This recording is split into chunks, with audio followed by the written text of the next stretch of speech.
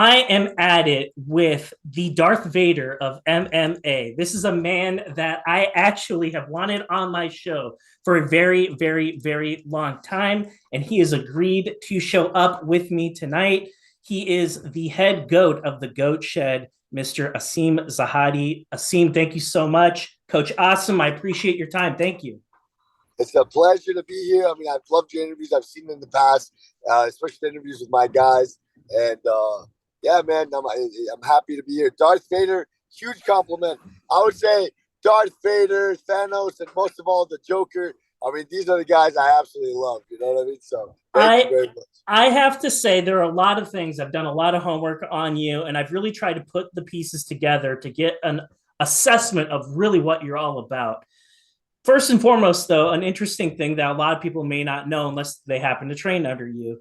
You are a fighter. You fought competitively. And before you got into coaching, you're actually on a 2-win fight streak. Like you won your last two fights of your career. I wanted to ask, everything seemed to be going really well. What clicked inside you to make you like get into the coaching element of things? So there was a lot of things that went on. So my amateur record, kickboxing MMA, was 27-1. Yeah, 27-1. I won kickboxing worlds twice, and I won nationals 3 times, and I was competing in combat sambo. I was winning in everything I did. And then I went to MMA. I got a point taken away in a fight, which costed me the decision.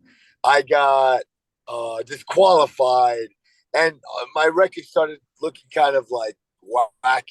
And it was just like I started losing the fire because I'm just like, yo, this is for me to bounce back and make the money I want to make in the timeline. Because I had a certain timeline where I want to be a millionaire by a certain time, a self-made millionaire by a certain time. So to do all of that, it was just not going to happen.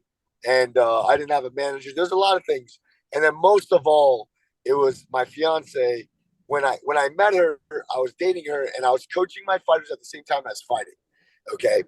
And I was juggling the two. And that's where I started to lose focus in my own fighting career. And she actually broke up with me for this. She screamed at me one night, went completely off on me, calling me immature, saying I was a child and I needed to choose. What do I want to do? Do I want to be a fighter or do I want to be a coach? Because I'm not being fair to my students by fighting.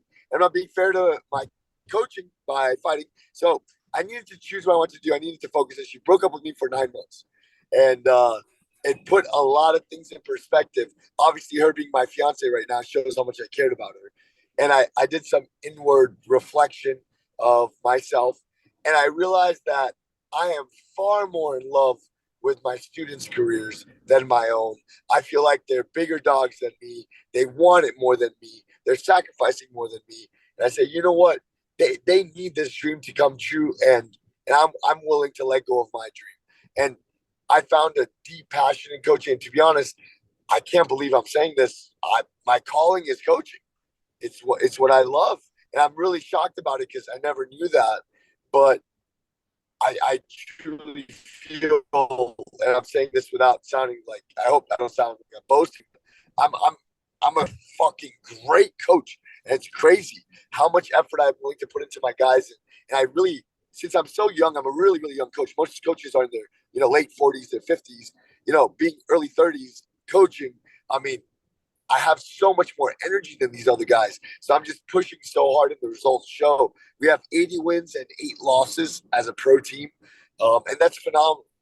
You know, One of the things I wanted to ask you, I wanted to get your opinion because I think it's really important.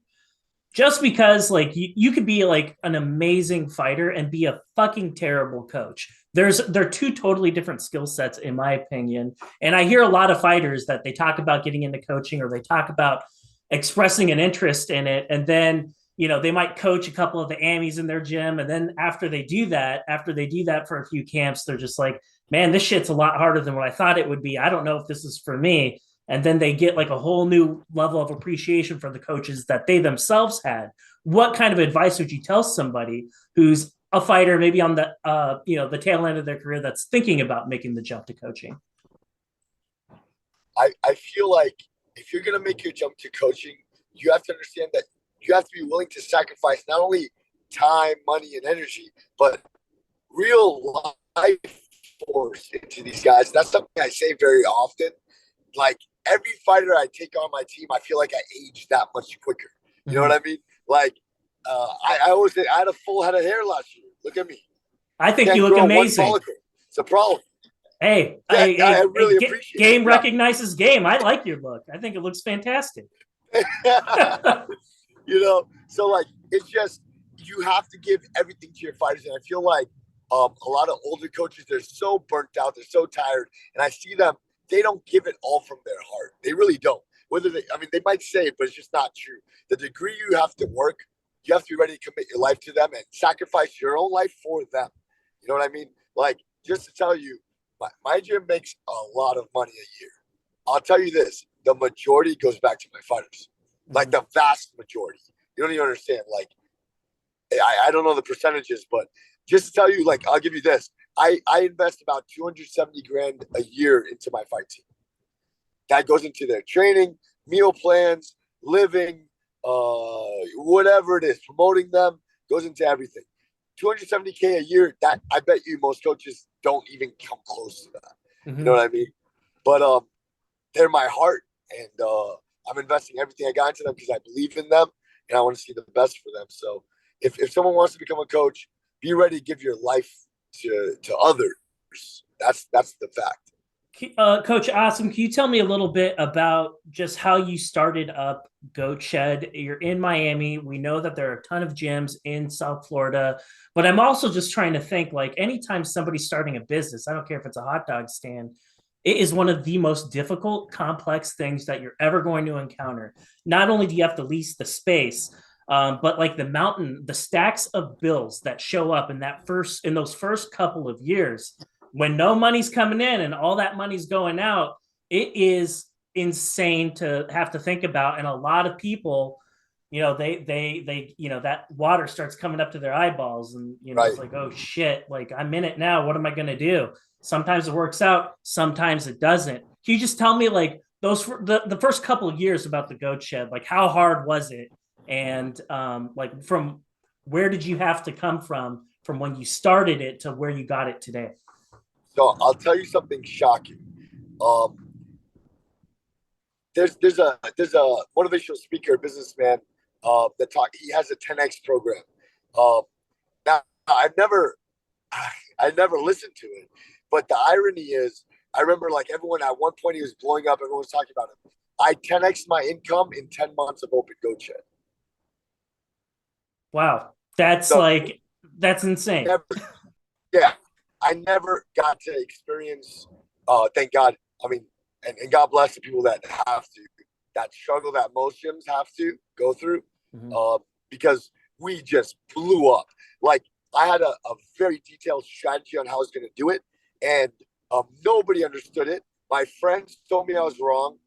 Even my father, who's an unbelievable entrepreneur, was like, "Awesome, what are you doing? This is not going to work." Other gym owners that were my friends were like, "This is not going to work. You're going to scare people away." And I just stuck with what I felt would work, and the master plan worked, and it worked tremendously. I mean, one thing is there are gyms out there that have more followers than me, but they're Mm-hmm. all fake. They're all Yeah. fake followers. You look at the analytics, and they don't have a tenth of my analytics. You know what I mean? Like, I have 100 followers. I have 174 followers. Someone to build that in 2 years is absurd. That doesn't happen. You know what I Mm-hmm. mean? But I worked really hard. I have a strategy. That's what it was. COVID, for example, by the way, I opened up 2 months before COVID. Okay. So I got very lucky. COVID actually helped me a lot. And one thing, my family always talks about, I come from a family of really, really successful entrepreneurs. And that's where I learned my business mind from. They always said COVID brought out who were the actual hustlers and who were the guys that were going to give up, because a lot of people became millionaires during COVID, including, my cousin. You know what I mean? He went from making 40K a year to making 120K a month. You know what I Wow. mean? So that's just like he's a hustler, man, and I was too. And I filled up my gym during COVID. Um, the way I survived, I was always great at making viral content. I got a bunch of sponsors that wanted to work with me. They guaranteed me enough a month where I didn't need members. I could pay rent without members. And then I gave every single member in the gym a free membership during COVID. I canceled everyone's cards. So all other gyms are like, please don't cancel your cards, pay us. I was like, no, all of you can train for free. And what happened is after the 8 months, 9 months of COVID in Miami, I got to open up and all my guys were loyal to me. They saw I was teaching from my heart, full schedule, never closed, and they were ready to sign up and start paying. And it really brought a good name for me in Miami. There's one thing that going into this, and I have heard, as this is not going to shock you, I have a lot of fighters that follow me from all over the country. And I was very tight-lipped about who I told that I wanted to like talk to you. I was like, I want to talk to this guy. And people, I heard a range of things in response. MMA Darth Vader, why you want to talk to that guy? I'm like, well, do you know him? Have you ever talked to him? Have you talked to any of his fighters? No. Then like that's not valid. Like you have to go and you have to like find out for yourself, talk to somebody, get to know them, and then make your own opinion. I hope that whoever actually is sticking around and is watching this video today, all I'm saying is just watch it for yourself, make your own opinions. Don't go off of second or third hand information. Get it right from the source. Controversy. When I think of Goat Shed MMA, I think of controversy. People have a lot of shit to say. Some of it may be valid, some of it may not be valid. You seem to do something that I think is very, very interesting. When I look at your content, you are asking your audience, like, what do you guys think? Are we being dicks? Or did we go too far? You let us know. And it reminds me of Elvis. I don't know if you know the story about Elvis Presley, but in his concerts, he'd always have two different like sets of pins, like those pins that you could get on your shirt. One pin said, I love Elvis. The other pin said, I hate Elvis. But he didn't give a fuck. As long as you bought the pin, he didn't give a fuck. And that is one of the things that I wanted to ask you about. You seem to have the same strategy as Elvis Presley did. Wow. I never heard that in my life. I absolutely love it. And, one thing, so just the reason I'm always going to mention her, my fiance, she's not only an attorney, but she's the manager for my whole fight team. And she helps me with the master plans for everything. And she always describes me as like, I'm unapologetically myself. I don't give zero fucks about what anyone thinks. And a lot of people say that, but it's not true.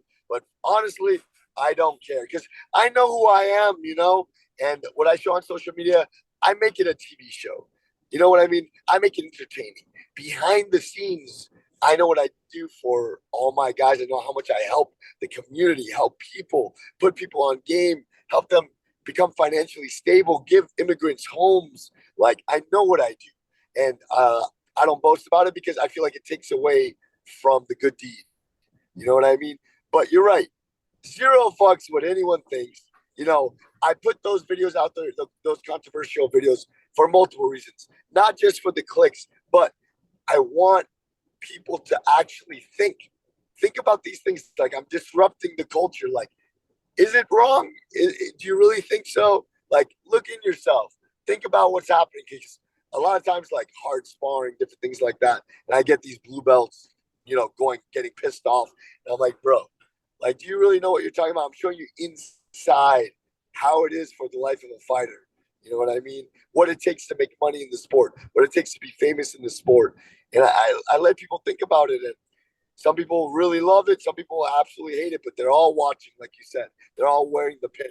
They're all wearing the pin. I'm just saying it'd be something to think about selling an I love Goat Shed pin and then an I hate Goat Shed pin. Something to think about. Yep. No, it's actually a fantastic idea. You know what I mean? So I love it, for sure. Constantly, if you ever see I'm making fun of myself, I'm like, where's the coach? Fire the coach. Where's the supervision? I'm always making fun of myself. So, absolutely. It's one of those things like you kind of almost have to like dehumanize the people that show up in your inbox, especially if you don't know them, right? So like it's one thing if I know somebody, but like for the other people, and I get it too, and like I don't really understand why anyone would take time out of their day to like make fun of me for whatever reason, but you wouldn't believe it. It happens pretty often, actually. Like I've heard it all. Like you name it, I've heard of it. And I kind of look and I read it, and at first it took a while to get used to because I'm just a random dude. I'm like, okay, I'm just a random guy. I'm not a fighter. I'm not a coach. I don't really know why anyone would talk shit. That's kind of weird. I had to get used to it. I got used to it, and now I get it. And I'm just like, oh, well, they're watching though. So you Yeah, can say right. whatever you want to me. Like, that's fine. But as long as you just keep watching, and you can say whatever it is that you want to say, just keep watching. Exactly. And that's all I add. Exactly. And like, and when I get something really, really mean that shows up in my inbox, I say the same thing. Like, just keep watching. Thank you for Yeah. watching. And that's all I say. I love it. I love it. Sometimes what I'll do is I'll feed into it, and I just for fun. Like I'll be like, I know I need to fire this guy. Like I'll pretend that I'm not on the Instagram. Like I need to fire this guy. I hate this. We need a real coach. Please tag a real coach. Like I'll just go off on myself, and I'm like, this bald guy thinks he knows everything. Like I'll just make fun of myself, and that's one way I have fun with it too. But I say that often too. Like keep watching. And at the end of the day, we have a tremendous amount of support and we have a lot of haters. But here's the thing. Elio Gracie, the co-creator of Jiu-Jitsu, Royce Gracie, John Denner, Henzo Gracie, Faraz Zahabi, George St. Pierre, everyone in that TriStar gym. Do they support me? Hell yeah. They fucking love me. Randy Couture's coach, Dean Thomas, these guys, Joe Rogan follows me and messages me support. So why would I care what a blue belt from some buttfuck nowhere gym says? You know what I mean? Like, okay, get out of here, bro. You're not, in the end of the day, you can't teach me anything. You're not going to make me money. My sponsors, my bookie, Fight Scouts, these guys love me. This is where I'm making money. I'm on reality shows. I'm making my fighters more money than any team could. Like, that's the important people absolutely enjoy goat shit. I hope that when my YouTube channel blows up and we have all the mean comments that you come and you respond to some of them, because there are just so many things that I am just not going to be able to cover in the amount of time I have with you. But there's something about coaching I really wanted to ask, because I don't think you as a coach may have gotten this question before, but I think it's a really good barometer of what makes a good coach, what separates like an okay, mediocre coach from an elite coach. And it's this question: when you get a fighter who has a shitty record, right? They came from a different gym and you had to fix them. You saw things in their game, you saw holes in their game, and you had to basically go through fighter rehab with them and rebuild them back up from nothing, tear them down. All the shit that they learned, we tear you all the way down to the bottom, and then we build you back up our way. Can you tell me a story about a fighter that you've had to do that with? So my very first fighter I started training came to me, I believe, as a 2-3 amateur. Okay. He was a very good student, but he didn't have the direction. He didn't have the coaching. He was training everywhere. And although his coaches were credible in their respective sports, he wasn't learning MMA. So as a 2-3 amateur, he came to me. We went on a 7-fight winning streak, something like that, all in the first round finish in the amateurs, and then up to 4-5-0 in the pros until he finally, there was a disagreement with a significant other and I, and he ended up leaving. We parted ways. But we had an extremely successful, run together. And I would say he's sort of the success story that put me where I am today, because he's my first fighter. The second people started seeing his success, all the other fighters followed. One thing I'll say is this: fighters can be not only mismanaged, they could be taught by maybe not the best coach for them. So one thing, for example, that I'll say, I may not be the best coach for everybody. For example, if I get a very athletic fighter that, wants to lift weights, hit pads, and run, they're going to hate me because I'm a very, very technical, cerebral coach. I want to teach you strategy. I want to teach you systems in each position, game plan, everything. And those types of fighters, they're not going to be happy with me. And I've lost fighters like that. And I've actually advised fighters like that to leave me, because I'm like, bro, I'm not the coach for you.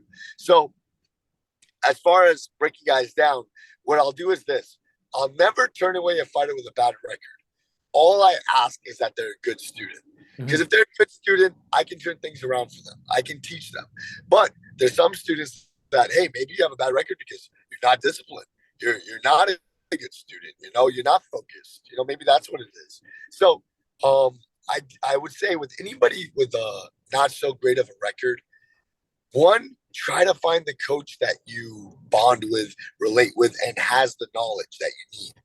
And two, you need good management. Mhm. You really need, look, I'll tell you right now, nothing against this guy. I mean, I did kick him out of my gym, but because he's a crazy motherfucker. But I do not wish anything bad upon him. Pat Downey, you know, top 10 wrestler in the world. Now he just got KO'd in the first round by a 2-2 guy, just tonight. And he's 1-1. So imagine you're number 10, top 10 wrestler in the world, and now you're 1-1 in MMA against a 2-2 guy knocked you out in the first round.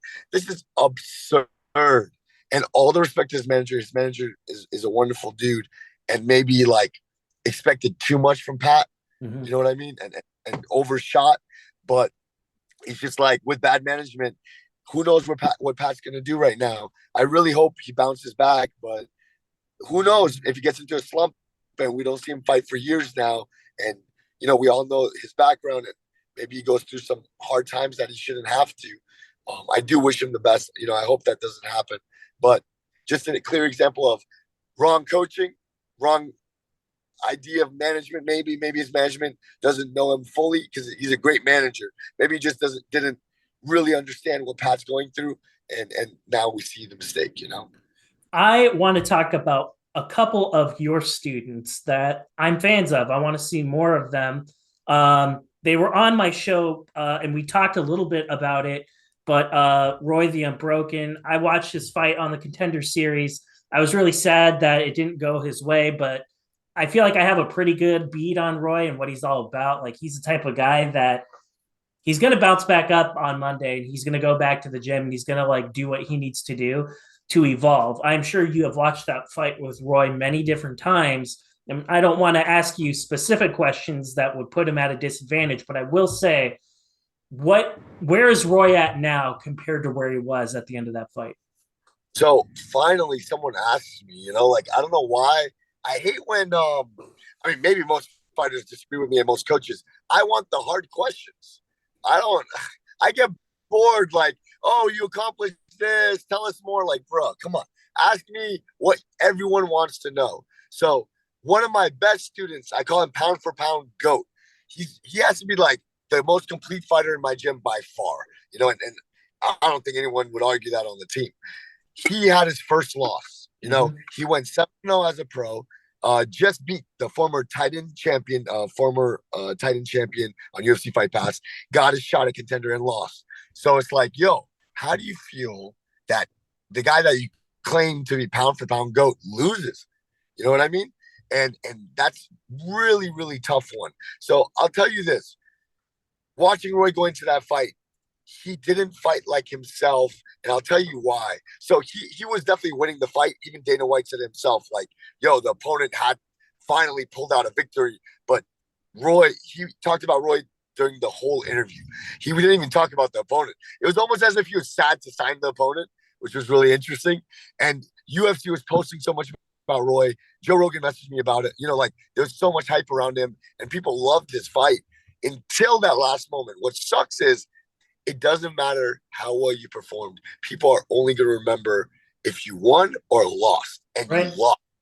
And that's all people will remember. So with Roy, it's like, that's it. We got trolls for months about how he lost. It didn't matter how he performed. I'll tell you what my assessment was. Roy is a very aggressive fighter. He constantly keeps his opponents on defense. That's one thing that's amazing about him. This fight, he didn't do that. Mm-hmm. This fight, he played very safe. He scored just enough to win his rounds. And if you notice, in the first round, he Granbies, he mounts, he lets go of mount, stands back up. He rolls for a leg lock, wasn't able to break it and chooses to back up and, just kick the guy in the calf. Do you remember that? Mm-hmm. A Yes. lot of different things where he played it extremely safe. The irony is by playing it safe, he didn't play his game plan and he exposed himself. That's the irony. You're like, yo, I'm playing it safe. How did I lose? It's like You lost because you didn't do what you did every single fight of your career. So I made a big speech, which I ended up crying in, which was filmed. It was a hard one for me to make. Roy, by the way, is like, you don't understand. Roy's like, what? My fiance is the love of my life, but the male love of my life is Roy. That's my guy. Like we sleep together in the same bed when we travel in hotels, even when there's two beds and you sleep together. We don't even touch the other bed. No, I'm joking. But no, I'm not cropping that out. I'm keeping that shit in. man, you don't understand like my other half, and I love that dude. Him and Ryan have been with me for 5 years, and they're connected with me at the hip, and they listen to me with a blind, they just follow everything I say. So when Roy lost, I made that speech. And basically what I said is this: look, guys, most of you are undefeated. Most of you are undefeated. And when you get to the biggest moment of your life, understand that what brought you there was being yourself. Don't change anything. Don't be extra safe. Don't fight the fight different because you're on a big stage. You must fight exactly how you've done this whole time, what made you successful. And Roy, throughout his career, what made him successful that day, he didn't do. And still he was winning the fight, but he didn't do. He exposed himself and lost. And it was a big lesson for everyone in the gym, So that's what I would say. I don't feel like he fought like himself. I think everyone can agree to that. Although it was extremely impressive, nobody's going to remember how impressive. They're going to just see the L. And that's what it is. We have to live with that. I'll tell you this. Roy has been pro for a year and a half. Mm-hmm. His opponent was pro for 10 and a half years, just to show you the difference. So it took his opponent 10 and a half years to reach the same spot we reached in 1.5 years. You know what I mean? That just shows how powerful Goat Shed's becoming. And we have to respect experience. We have to respect experience. You're fighting a veteran in the game, and we can't look at that lightly. You know what I mean? And I think that showed us that. The guy had double the fights, 10 years experience, and it was a truly humbling moment, an eye-opening moment for us. And that's what we take it as. I want to tell you an eye-opening moment for me. I'm going to be honest. I saw this guy, Jimmie Pace. I saw this guy at Combate Global not that long ago. And I got to tell you, I was like, what the fuck is going on? I watched this kid. This kid is intense. He might be the most intense guy I think I've ever freaking seen before. He comes out, he's throwing money like he's in a titty bar or something. Or he's got the freaking janitor shit garb going on. He's got the mop. Yep. I'm like, I know exactly what that shit means. And I thought to myself, and I said this, I'm not going to lie, I'll love Jimmy. I said this to a few people. I'm like, this kid does this shit, he better fucking win. This kid will never hear the end of that shit if he fucking doesn't deliver. Right. He better go out there. He better fucking win. He knocks the dude out in inside a minute. Talk to me about this guy. Who is this guy? And so Jimmie Pace is such a special dude. Now listen to this. I didn't believe at first how real he was.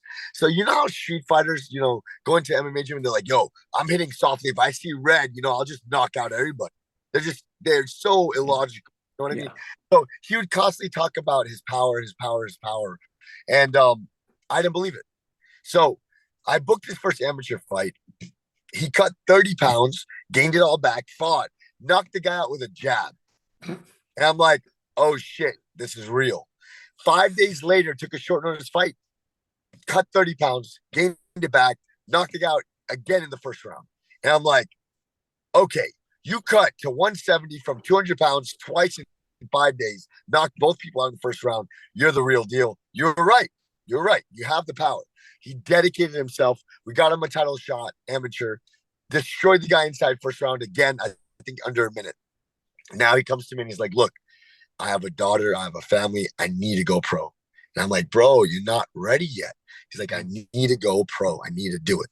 So I hit up the guys at Combate Global because they love characters. They love guys that can make a beautiful show. So I showed him his highlights. I showed him his walkouts, the money in the air, the ski masks, all the crazy stuff. They're like, dude, this guy's unbelievable. Bring him through, And unfortunately, I couldn't be there for his debut. I was in a very important, actually an investor meeting in Utah. So I couldn't be there. So he went out there by himself. Now, here's the thing. His walkout was extremely elaborate, and the Combate staff didn't allow it because they didn't know it was approved by the presidents.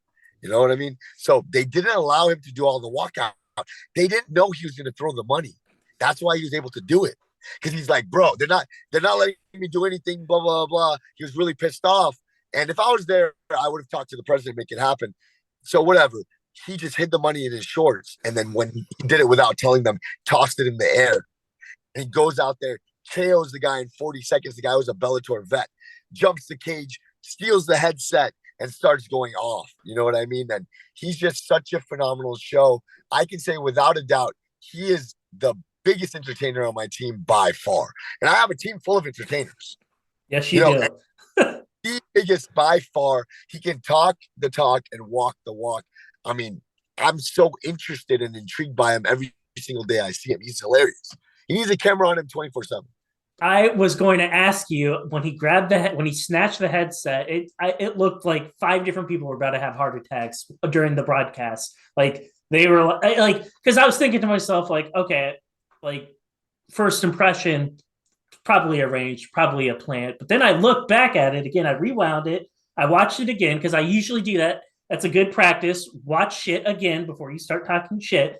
And then I saw like some of the reaction from like the production people, and they're like having heart attacks. They're like, holy shit. Like they have that look of panic and fear when he grabbed that headset. Here's the thing.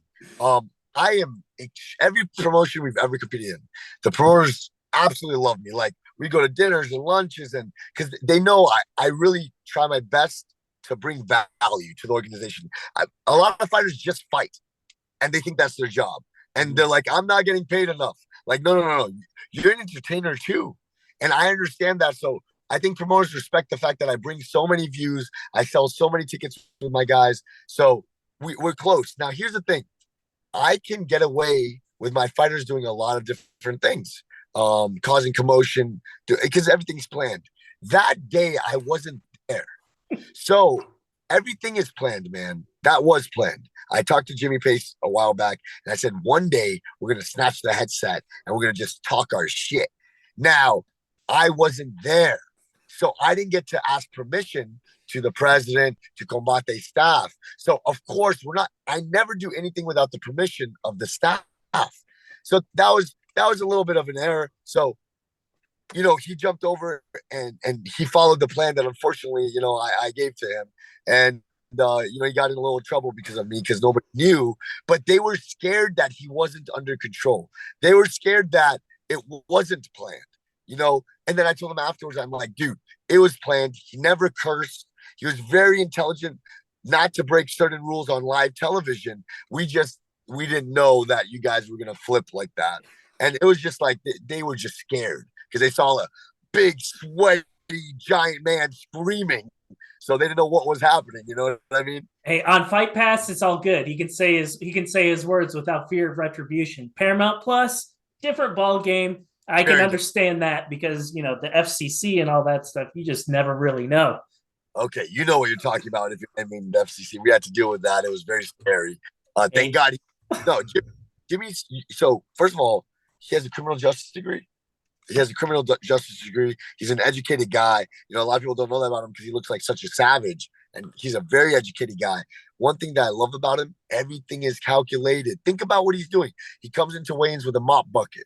Sometimes he comes in with a pillow. So he does all these shows, throws the money in there. He's so prepared. Everything is planned to make a phenomenal show. You know what I mean? He's great at it. He really is. And he absolutely delivered on that. And that was one of the things I was looking at. I'm like, this guy's making his debut. I was like, he does shit like that. He better freaking deliver, because he is never going to live that shit down if he gets knocked out and he makes that sort of entrance. But he delivered. He did. No. I'll tell you, that's a very important thing that you're saying right now. So, look, our team record as a pro team is 80-8. Okay? It's phenomenal. Okay, we have the best team record actually in Combate history right now. If I remember correctly, it's like 25-3, something like that. I have to check what it is, but we have a phenomenal record. So we're doing great, but people only remember the 8. Well, our haters only talk about the 8 losses. The 80 wins become irrelevant. So whenever we do lose, it's like, see, I told you they suck. Everyone comes out, huh? Yeah. We had like 30 wins in a row. Lost 1, and you guys are like telling us we suck. Like it's crazy how it is, but that's just how the haters are gonna be. You know what I mean? They're only gonna see the negative side of things. So what you said is very interesting. I give a speech to every new fighter on my team. I said, listen to me. I'll make you famous. In your debut, I'll get you 500,000 views. I'll get you 1 million views. I've done it many times. But it's up to you to be a famous winner or a famous loser. Mm-hmm. Don't think that it's cool to be famous. That's just more pressure on you. Because if I get you famous and you lose, you're going to be roasted and you might never want to fight again because of it. And think You know what about I that mean? So shit. Yeah, you better think we about it. Can you handle that or not? we put all the chips on the line. That's what we're doing. And if we lose, we're going to eat a big one. But if we win, oh man, explode. You I know? wanted to make one final point before I let you go. And this isn't you. Like, you didn't give me talking points. I didn't give you talking points. It's all been 100% organic conversation. With that being said, semicolon. Here's what I see when I see your gym. I see a gym of very, very technical fighters, very, very good grapplers. And I would go as far to even say this: if you are not in Florida and if you have an opportunity to fight one of these guys, I would not do that unless you've had camp, a full camp, knowing who you're going to fight, knowing what their skills are. Because every single one of your guys, I know this. I know that, Jim. I don't know all your fighters, but I know a good chunk of them. Everyone can wrestle. Everyone can wrestle. Everyone can strike. If you think on 3, 4, 5, 10 days notice that you're going to come in there against one of your guys and beat them, I don't know about that. I mean, really think hard about that, because it would behoove you to take the full camp. I'm just saying that. That's a disclaimer. You can love me for that. You can hate me for it and call me a homer, but I'm just calling it for what I see. Yeah, that's there you go. I don't know if I want you. I don't know if you need to respond to that or not, but that's just my opinion on it. No, I appreciate that a lot. Actually, I kind of learned that lesson on the other end. So we take a lot of short notice fights because we're very, very confident. And now we're doing it at a higher and higher level. Out of our 8 losses, okay, I don't want to say something wrong. Let's just say, hey, instead of saying all of them, the vast majority were under 2 week notice. So I'll tell you what, like one of the losses, 10-day notice for a combate title. The other loss, my guy fought 3 times in one night. So he didn't know who he was going to fight. The other loss, 10 days notice, another loss, 10 days notice. So that's already 4 losses. We have 8 losses. I can't remember all of them right now off the top of my head, but they were all short. And we took them against very, very high level vets. So yes, nobody should overlook us because we'll smash them. But same thing being said, now that we're fighting at higher levels, we also have to respect the veterans that we're fighting as well now. So, as a younger coach, I'm learning a lot exponentially every year, the more I corner.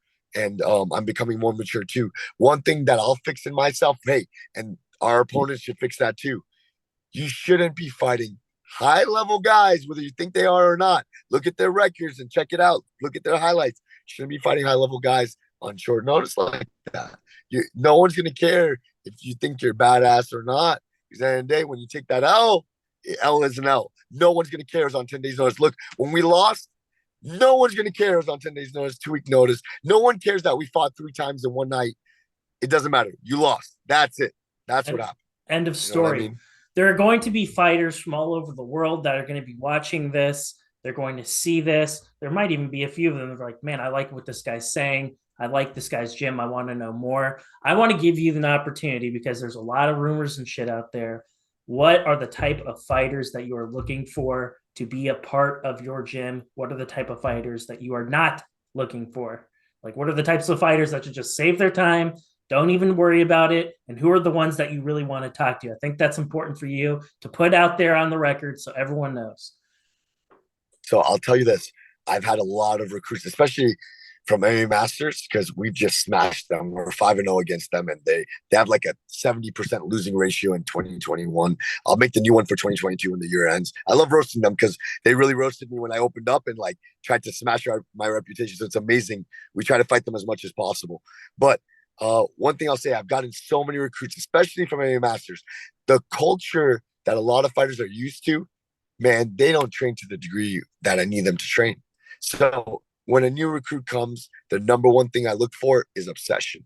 I don't care if they're 8-0. I'd rather have a 1-0 guy who's absolutely obsessed. You know what I mean? And I'd rather work with that guy. It's happened before that UFC fighters, PFL fighters, Bellator fighters have come through the door. I don't see that obsession. And I either ask them to leave, or sometimes I'm embarrassed to be that harsh, and I just ignore them and I let them leave on their own. And I just don't give them that attention because I want that obsessed student. Look, I'm in my gym. Listen to this: 13 hours a day. 13 hours a day besides Sunday. Okay. What is that? My math sucks. That is 78 hours a week. Okay.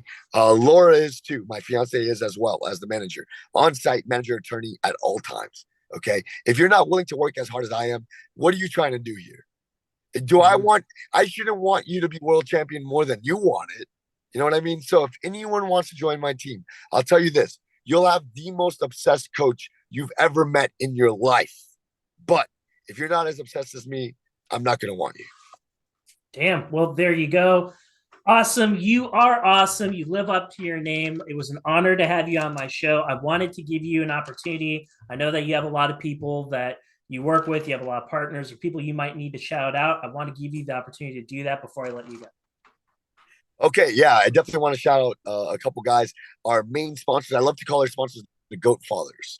Okay, the Goat Fathers, the guys behind the Goat Show that makes this team run. My bookie's a big one, and we work really hard for them, and we absolutely love our relationship with them. They really support the fight team. And then Fight Scouts. Fight Scouts is actually an app where fighters are having a hard time looking for fights.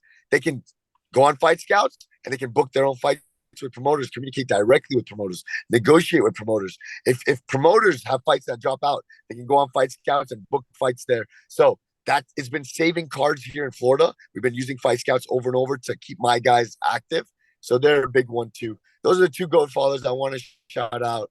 We have a lot of potentials as well, but those are the guys that without them, I couldn't feed and house the team like I do. You know what I mean? We got 15 fighters living in my gym, eating 3 meals a day, 5 days a week. We take care of them. I mean, without those guys, it would be impossible. So thank you, my bookie and Fight Scouts. I owe everything to you guys. I have to also say, Fusion CBD, they kept me open during COVID. They because of them, I didn't close down. I didn't go out of business. They stuck with me throughout COVID, even though they weren't making a dollar and their business shut down. They stuck with me. God bless you, Danny, Fusion CBD. I love you guys. Vlad, you guys are everything to me.